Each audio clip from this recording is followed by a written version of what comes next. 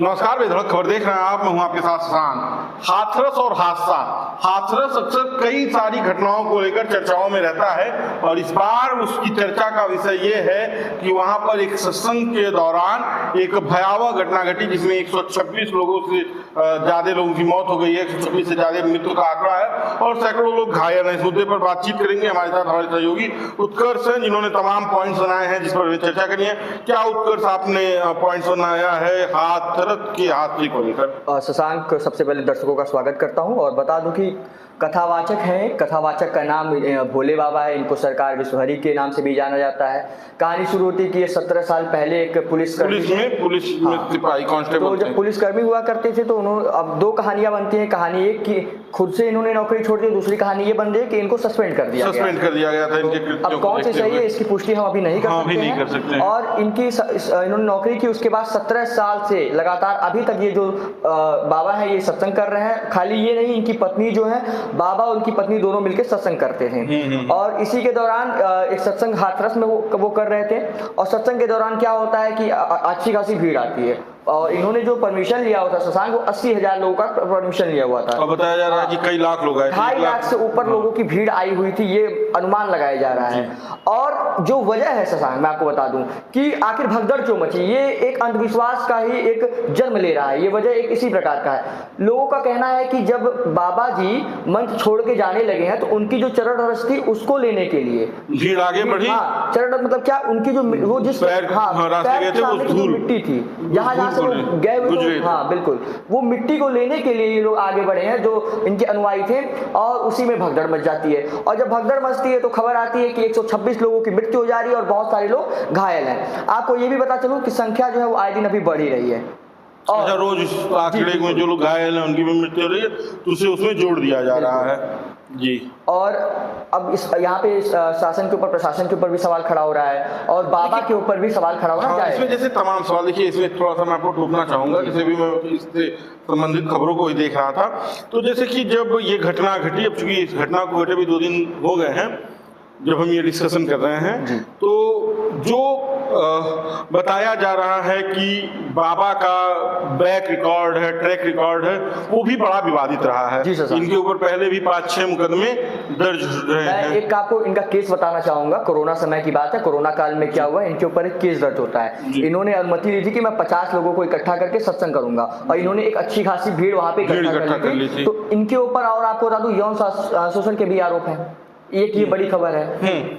और दूसरा इसमें यह है कि बाबा का ये जो कार्यक्रम था, यहाँ जिस हिसाब से भीड़ आई थी, मतलब जो परमिशन मांगे थे ये, उस हिसाब से भी पुलिस का बंदोबस्त नहीं था। मतलब अगर 80,000 लोग आते तो उनको संभालने के लिए पुलिस नहीं थी और आ गए थे 2.5 लाख से 3 लाख लोग। अब केस जो दर्ज हो रहा है शशांक, आपको बताते चलो, जो केस दर्ज हो रहा है, केस सिर्फ उनके सेवकों के ऊपर हो रहा है। जो बाबा थे उनके सेवकों के ऊपर हो रहा है। आयोजक कार्यक्रम में, पूरे एक इवेंट के, उस पूरे सत्संग के बाबा के ऊपर अभी भी कोई केस नहीं दर्ज हुआ है। मैं आपको ये बताते चलता हूँ। ये एक बड़ी बात है। इसमें इस पे एक बड़ा सवाल है और देखिए इस पर सवाल इसलिए भी उठ रहे हैं क्योंकि बाबा आए थे, बाबा को देखने भीड़ आई थी, बाबा उसके सर्वे करवाते तो आयोजक ही सिर्फ क्यों, और जबकि बाबा का पिछला रिकॉर्ड भी बड़ा चिंताजनक रहा है। उनके ऊपर पहले भी मामले हैं, जैसे अभी आपने कोविड काल का जिक्र किया।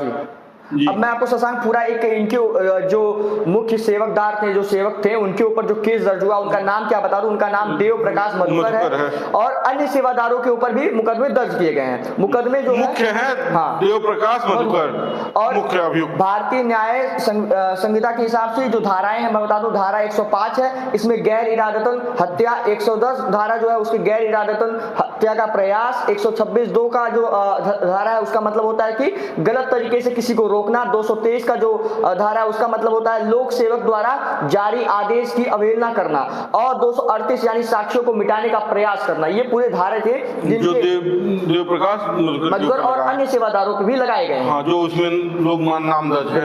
इसमें एक सबसे बड़ी बात यह है कि सिर्फ ये मुकदमे आयोजकों के ऊपर नहीं है, प्रशासन के ऊपर भी दर्ज होने चाहिए। बिल्कुल, प्रशासन के ऊपर क्यों दर्ज होने चाहिए कि आपने भीड़ देखते हुए या कार्यक्रम कैसे होने दिया। जब आपने 80,000 की परमिशन दी थी और 1 लाख से ज्यादा लोग आने लगे, तो आपने लोगों को रोकने कैसे दिया? आपने वो कार्यक्रम कैसे होने दिया? आपको हटाना चाहिए था, उसको रोकना चाहिए था कार्यक्रम।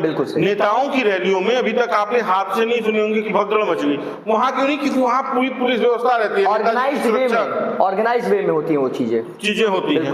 तो कभी उनके ऊपर ये उनके कार्यक्रमों में घटना नहीं घटती, क्योंकि वहां प्रशासन चौकन्ना रहता है। लेकिन जैसे ही संतों की बात आती है, प्रशासन यहाँ लापरवाह और गैर जिम्मेदार हो जाता है और सिर्फ जो आयोजक है उनके ऊपर सारी चीजें मर दी जाती हैं। शशांक, मैं आपको बताते चलूं, ये जो कार्रवाई की जो गाज है सिर्फ छोटे लोगों के ऊपर गिर रही है, जो छोटे छोटे किरदार है उनके ऊपर ये कार्रवाई की जा रही है, जैसे कि सेवादार हो गए। और प्रशासनिक अमले में भी अगर किसी के ऊपर कार्रवाई की जा रही है तो जो छोटे अफसर हैं उनके ऊपर कार्रवाई करके यहाँ अभी भी बचे हुए हैं और सबसे बड़ी जिम्मेदारी उनकी है। अब जो परमिशन लेने के लिए जो इवेंट कराना था, ये जो सत्संग कराना था, इसका परमिशन के लिए जो उनके सेवादार थे, जो मुख्य इनके सेवादार थे, वो कहाँ गए थे? वो एसडीएम के पास। बिल्कुल, और वहां से उन्होंने परमिशन लिया है। अब उनके ऊपर आखिर क्यों कोई मुकदमा नहीं दर्ज हो रहा, उनके ऊपर कोई एक्शन क्यों नहीं लिया जा रहा है? मैं ये भी पूछना चाहूंगा प्रशासन से।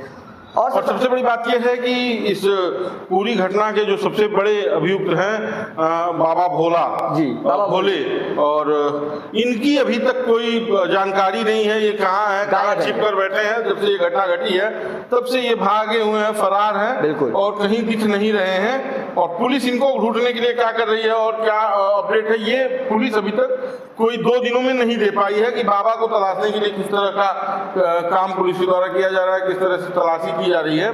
कि अभी तक बाबा नहीं मिले हैं। उससे भी बड़ा सवाल ये है कि जो तस्वीरें हाथरस जिला अस्पताल से आई वो बड़ी भयावह रही कि रात में न एम्बुलेंस की व्यवस्था, न ऑक्सीजन की व्यवस्था और न वहाँ उचित इलाज की व्यवस्था। अस्पताल खुद बीमार पड़ा हुआ था और जैसे ही ये सूचना मिली कि घायलों से मिलने उत्तर प्रदेश के मुख्यमंत्री योगी आदित्यनाथ हाथरस पहुंचने वाले हैं और तमाम विपक्ष के नेता उस पर ट्वीट करने लगे और ये लगा कि हो सकता है विपक्ष में भूख करे, तो वार्डों की एसीओ की सफाई शुरू हो गई, एसी चलने लगी।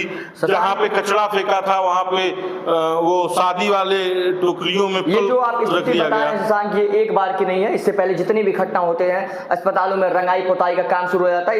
इसके ऊपर मुझे एक चीज याद आ रही है कि जब आपके घर में आग लगे या फिर आपके शहर में आग लगे तब आप कुआं खोद रहे हैं जाके, और यहाँ पे लोगों का ये कहना है कि प्रशासन जा रही है, मुख्यमंत्री जी जा रहे हैं, मुख्यमंत्री जी जाएंगे और जितने भी अधिकारी उनको भी जाना है। आखिर वो लखनऊ में बैठ के दशहरी या फिर इस समय जो आम चल रहा है वो तो चूसेंगे नहीं, या फिर छुट्टियां मनाने तो जाएंगे नहीं। उनका यहाँ पे दायित्व तो बनता है कि वो जाएं।